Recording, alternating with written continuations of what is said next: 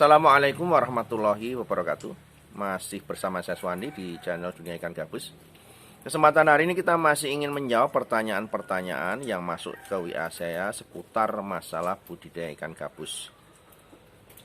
Silahkan bagi teman-teman yang mau bertanya, silahkan langsung chat ke WA saya di 0816658779. Ya, ingat 0816658779. Langsung saja pertanyaan pertama ya. Dari dari Mas Indra Pandu. Ya, perkenalkan saya Indra Pandu dari Kabupaten Lampung. Lampung Tengah, Kecamatan Seputih, Mataram, Desa Sumberagung. Saya yang selama ini selalu nonton tayangan Bapak di YouTube dan yang sekaligus langsung mempraktekkan di rumah. Dan alhamdulillah tayangan Bapak sangat bermanfaat sekali bagi saya. Saya mulai memelihara ikan gabus kurang lebih 2,5 bulan dengan jumlah semuanya kisaran 6.000 ekor. Apakah saya sudah dibolehin grup WA Asosiasi Pengusaha Ikan Gabus agar ilmu dan pengalaman saya makin di seputaran budidaya ikan gabus makin bertambah? Ya, waalaikumsalam warahmatullahi wabarakatuh. Ya, boleh Pak, nanti kalau memang mau gabung di grup WA, ya bisa nanti kirim nama sama alamat dan tolong kolamnya nanti divideokan ke nomor 0816658779 Pak ya. Dan yang penting di grup itu yang perlu diperhatikan adalah peraturannya. Jadi di peraturan grup itu ada yang memang harus dipatuhi. Terutama memang untuk grup Asosiasi Pengusaha Ikan Gabus ini bukan grup yang asal di situ kita belajar. Ya memang orang yang rata-rata gabung di situ memang sudah harus minimal syarat sudah budidaya ikan gabus. Jadi bukan baru mau mulai budidaya, tetapi memang sudah membudidayakan ikan gabus. Baru boleh gabung di grup. Berikutnya pertanyaan dari Bapak Siswanto yang ada di Nganjuk. Sugeng dalu Pak Swandi ya. Saya Siswanto dari Nganjuk. Ini tadi malam ya tanyanya. Mau tanya Pak, memijahkan ikan gabus itu untuk induk idealnya berat berapa Pak? Soalnya saya sudah memijahkan 2 kali tapi hasilnya kok nggak bisa banyak. Padahal saya mengikuti pengarahan dari Bapak lihat di Facebook. Jadi kepada Bapak Siswanto yang ada di Nganjuk, syarat untuk memijahkan ikan gabus agar nanti hasilnya banyak itu yang pertama dari sisi pakan. Yang perlu diperhatikan kalau induk itu makanannya harus betul-betul dijamin Pak. Jadi kalau ngasih makan induk biasanya kasih pelet, jangan lagi dikasih pelet Pak, kasih daging, bisa ikan kecil-kecil, ikan rucah, kemudian daging ayam, usus ayam, ya, kemudian ikan hidup, silahkan. Yang penting di situ diberi makanan daging ataupun kodok juga bisa. Keong sawah juga bagus. Nah, kalau makanannya dia terjamin, gizinya cukup, nutrisi yang dibutuhkan ikan cukup, telurnya pasti banyak. Ya.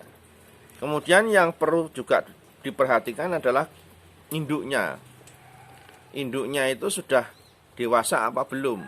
Ya, itu yang penting. Kalau induknya belum dewasa, biasanya telurnya relatif lebih sedikit ya dibanding yang sudah dewasa. Ya. Jadi yang penting adalah pakan Pak. Pakan di saat mulai membesarkan sampai dia persiapan untuk bertelur itu pakan itu yang perlu diperhatikan. Dia harus dijamin Pak. Oke ya Pak Siswanto ya. Silahkan nanti bisa dicoba. Berikutnya pertanyaannya, saya juga punya kolam alam Pak. Insya Allah hasilnya mungkin setiap panen tahunan sekitar 1-2 ton. Ikan gabusnya sudah besar-besar. Rencana saya mau bawa dan saya pelihara di kolam saya dengan umpan ikan kecil-kecil. Kalau musim kemarau harga ikan gabus di sini murah Pak. Paling sekitar 30.000. Kalau musim hujan bisa sampai 100.000 per per kilonya dengan ukuran 2-3 ekor sekilo. Maksud saya mau tahan di kolam sampai musim hujan, baru saya jual ke pasar. Yang saya takutkan resiko kanibalnya. Gimana menurut Bapak? Jadi kepada ini siapa ya tadi? Kok nggak ada namanya. Jadi Bapak, ini kalau misalkan Bapak mau nampung ikan gabus dari tangkapan alam, tadi khawatir takut kanibal. Selama ukurannya itu rata-rata hampir sama Pak, itu saya pikir nggak ada masalah Pak. Misalkan di situ bobotnya 1 kilo isi 2. Bapak nampung yang 1 kilo isi 2 semua, ataupun lebih besar sedikit. Bobot 1 ekor bisa 6 on, 7 on aja nggak masalah, masih dicampur dengan yang bobot setengah kilo.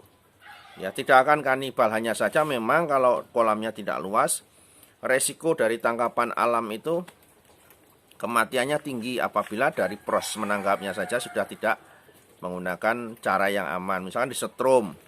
Nah itu Bapak harus hati-hati kalau misalkan menampung ikan yang hasil setruman. Yang jelas jangan sampai ikan itu luka saat proses penampungan. Kalau luka nanti banyak terjadi kematian. Yang penting ukurannya apa? Silahkan dibuat ukuran yang sama saat proses penampungan.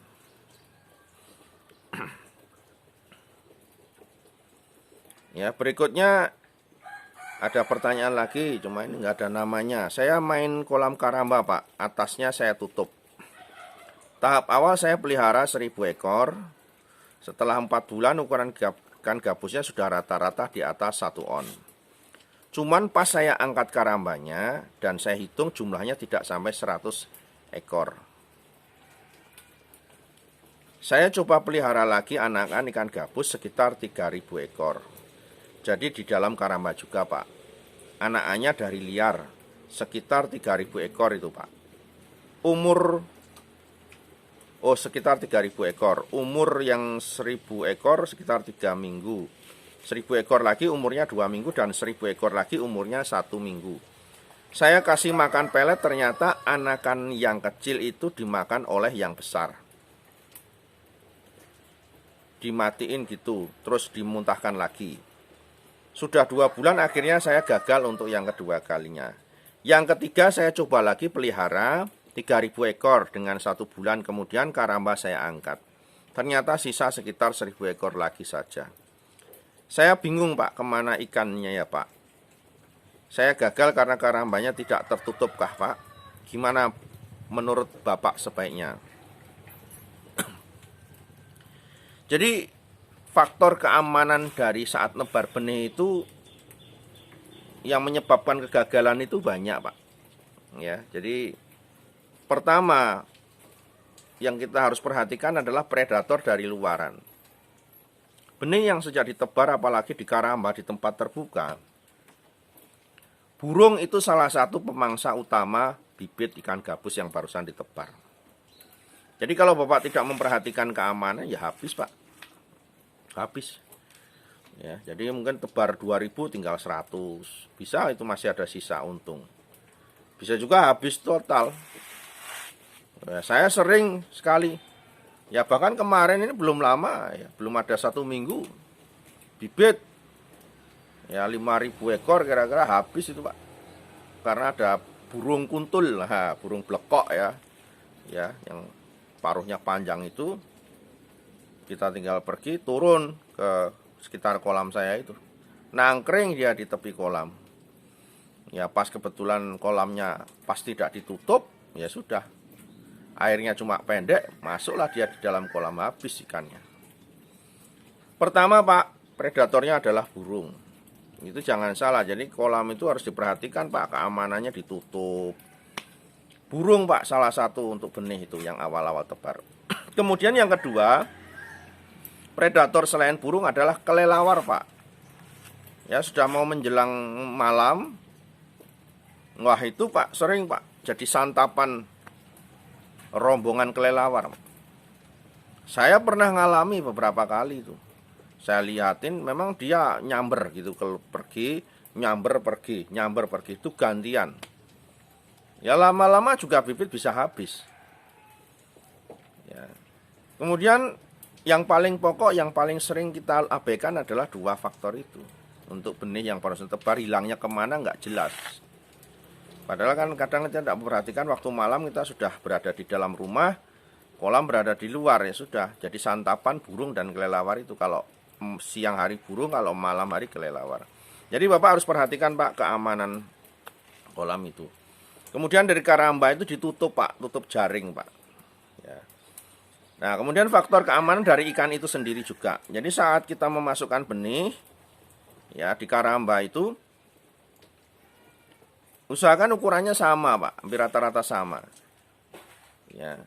Nah, itu juga penting Pak. Kemudian karamba kalau memang itu berada di perairan umum, cari jaring karamba yang lubangnya itu kecil Pak. Dalam arti tidak boleh ikan atau udang dari luaran karamba itu masuk ke dalam karamba. Ya, itu juga bisa memicu tingkat keganasan ikan yang luar biasa karena dia sudah biasa makan ikan-ikan kecil yang ada di dalam kolam yang sekitar karamba. Kemudian faktor yang lain Pak, Bapak harus memberi makan dalam porsi yang cukup Pak. Untuk ikan yang diberi makan daging, ini memang sifat rakusnya muncul Pak biasanya. Karena kalau dia sudah makan daging atau ikan, takarannya sangat besar sekali Pak. Karena dia pasti akan perutnya sampai betul-betul kenyang, gendut ya. Kalau makan pelet dia nggak bisa sampai menggelembung gendut gitu, sulit sekali. Ya jarang sekali, karena langsung hancur gitu peletnya. Ya, jadi ini ya Pak yang silahkan nanti dicoba faktor keamanan yang sudah Bapak alami 3 kali tebar gagal di karamba, dan ini penting sekali. Kalau misalkan dia mati, ikan mati itu di karamba kan kelihatan ya. Nah ini saran saya silahkan nanti diaplikasikan di kolam Pak ya. Ya berikutnya, pertanyaan berikutnya dari Bapak Edi yang ada di Kalimantan. Assalamualaikum warahmatullahi wabarakatuh. Waalaikumsalam warahmatullahi wabarakatuh. Saya Pak Edi dari Kalimantan. Sudah beberapa minggu ini saya mengikuti video-video Bapak di YouTube. Saya izin mau bertanya Pak, saya mau memulai budidaya ikan gabus. Saya memiliki 1 kali 2, kolam 1 kali 2. Berapa ekor yang bisa dimasukkan ke dalam kolam dan berapa sak pelet untuk sampai panen Pak? Terima kasih sebelumnya Pak. Semoga Allah selalu memberkahi Pak Swandi. Ya amin. Terima kasih Pak Edi. Jadi kalau misalkan kita mau tebar benih dengan kolam Bapak 1 kali 2, ya berdasarkan pengalaman saya untuk pembesaran begitu 1 kali 2, 1 meter bisa diisi 200 dengan ketinggian air 50 cm atau lebih dari 50 cm. Lebih dalam lebih bagus Pak. Ya silahkan nanti bisa dicoba. Pertanyaan berikutnya ini dari Bapak Hazairin Subki yang ada di Tanjung Raja, Kecamatan Tanjung Raja, Kabupaten Okan Hilir, Sumatera Selatan. Setelah saya melihat di video